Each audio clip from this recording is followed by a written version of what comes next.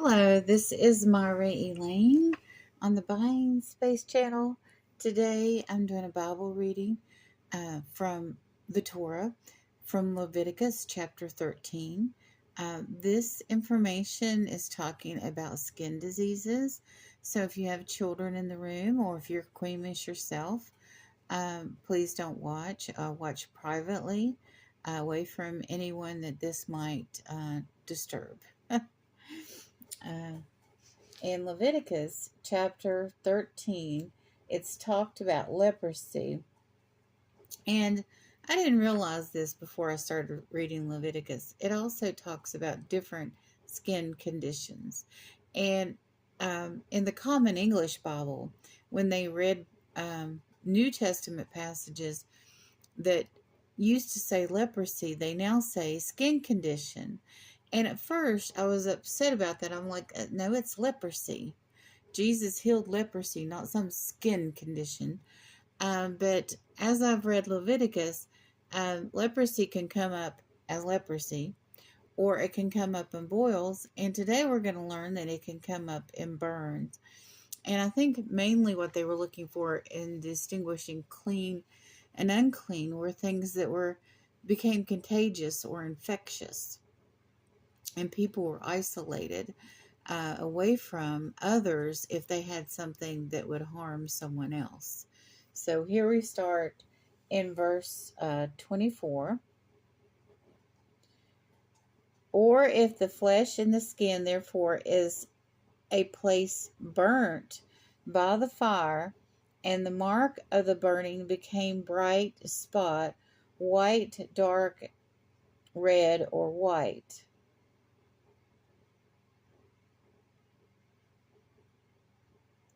And if the priest see it, and behold, the hair in the bright spot has turned white, and it appears to be deeper than the skin, it is leprosy, broke out in the fire wound, and the priest shall pronounce him unclean. It is the plague of leprosy. But if the priest see it, and behold, there be in the bright spot no white hair, and it be not lower than the skin, it be pale, then shall the priest shut him up for 7 days. So there's a possibility of infection or leprosy or something that's contagious. So he's put away outside the camp for 7 days for re-examination, which is a very sound medical practice. And the priest shall see him on the 7th day. If now it has spread abroad in the skin, then shall the priest pronounce him unclean. It is a plague of leprosy. And if the bright spot remain in its place, it have not spread in the skin, and it be pale, and is a swelling of the fire wound, then the priest shall pronounce him clean, for it is a scar of the fire wound.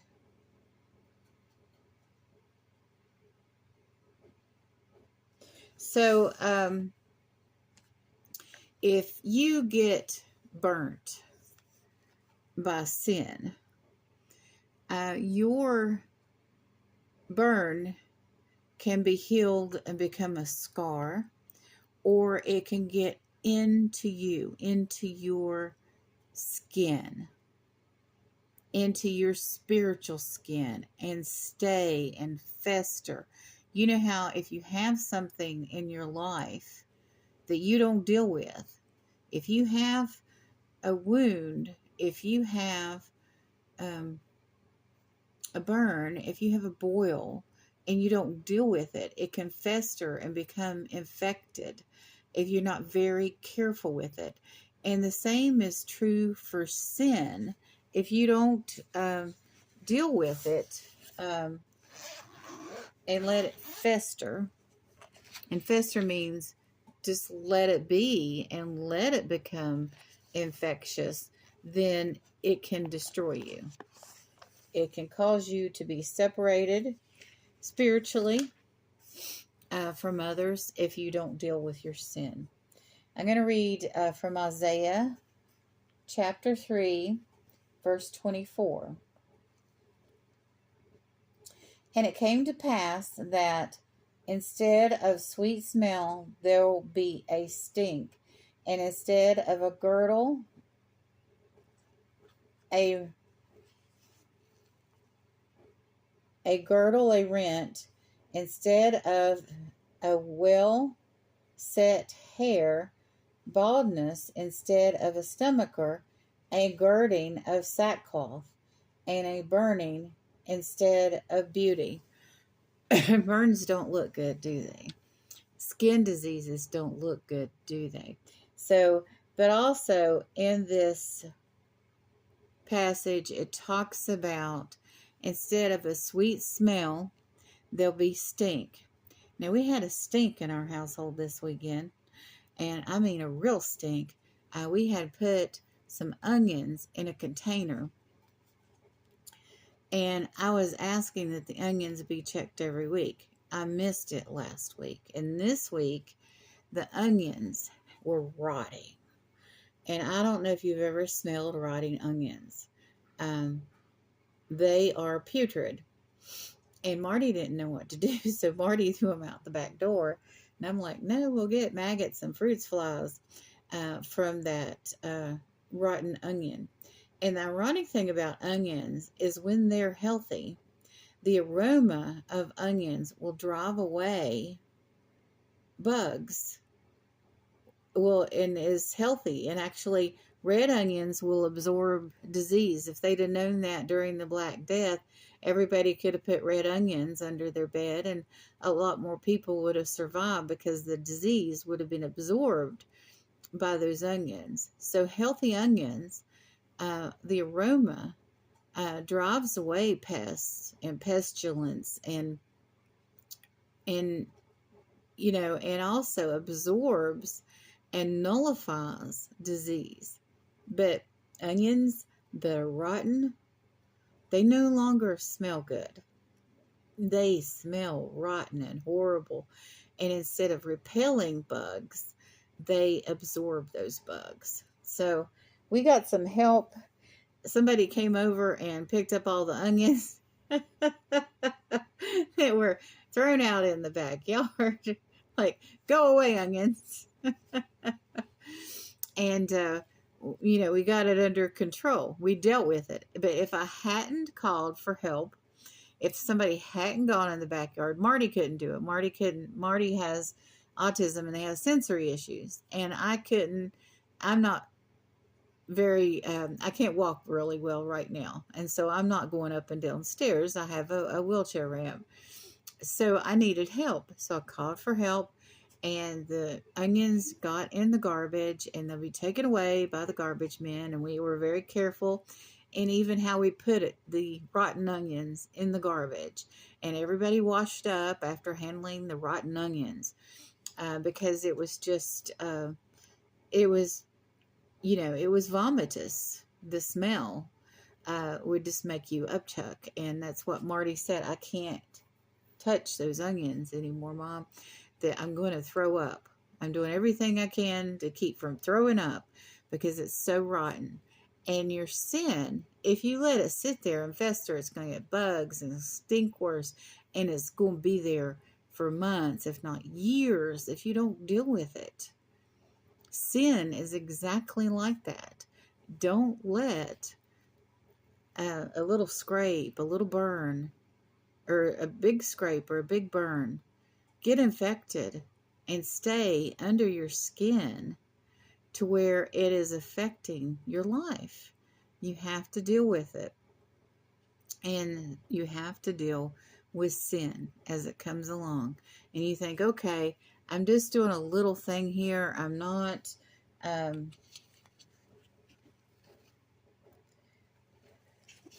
doing a big thing. And then the next time, that little thing becomes a bigger thing. And before you know it, you're doing something that you know God doesn't want you to do. Now, I don't judge people, but I do have my own personal convictions. And I don't think that I should be buying lottery tickets. Just on a practical level, it's a waste of money. But I have a family member that, my father bought lottery tickets numerous times weekly. And he had, and this is another thing that does to you. It makes you think, oh, if I win this lottery, I'm going to do this, I'm going to do that. And you're constantly thinking about what you're going to do with all that money. And instead of dealing with the amount of money you have in your wallet, the amount of money you're earning, you're just all the time dreaming big, and it makes you unhappy because very few people win. And so all the other people out there that are constantly playing the lottery or gambling in some other form are all wishing for a better life while making their current life unhappy and miserable because they don't have those things they're dreaming about. I'm not saying don't dream. I'm just saying be practical about what you have and be happy and be grateful with what you have. Always wanting more is a trap in itself. So I try not to gamble. I do get sucked into games sometimes, and I have a family member that had a gambling addiction, and to this day they play the gambling games that are free on their phone, and they can't get away from it. That's what they're occupied with the majority of the time is those games on their phone.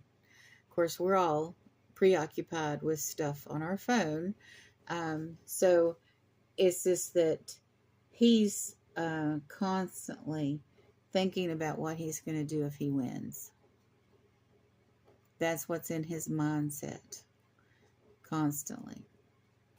And it's an obsession.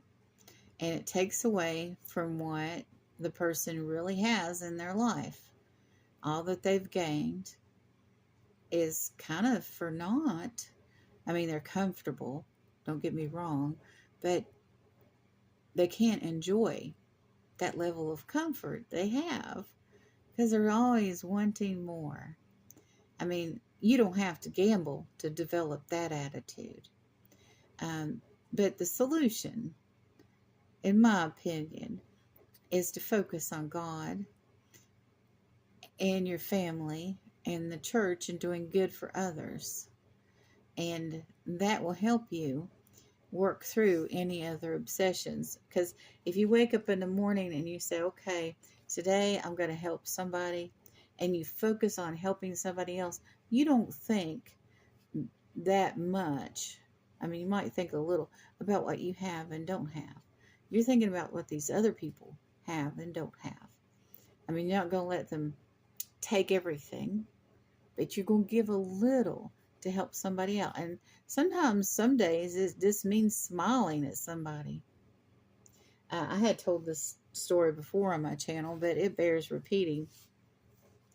There was a officer in the San Francisco Police Department, and he had the dubious duty of researching suicides. And he had read tons and tons and tons of suicide notes. And somebody jumped off the Golden Gate Bridge.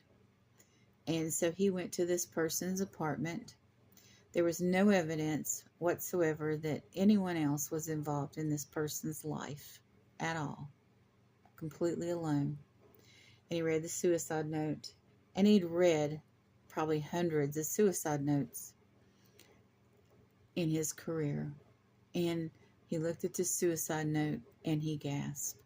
Because this person said, I'm going to walk to the Golden Gate Bridge. It's a 2-mile walk. If anyone on my way to the Golden Gate Bridge smiles at me, or is nice to me, or talks to me, and he said just smiles at me, I won't jump. So he walked those 2 miles to the Golden Gate Bridge, and there was not one person that even smiled at him. It was like he was invisible. He was non-existent. And so he jumped. One little smile would have saved that man's life. So we never know. We never know what those small things that we do can encourage someone to go on another day or be happy for the rest of their life. We don't know. So let's be kind to one another. Let's stay clean in that we try not to sin. We try to do good. And if you do sin, you do get burnt, heal it. Deal with it. Stay on top of whatever might fester, physically or spiritually. You'll have a wonderful and blessed day.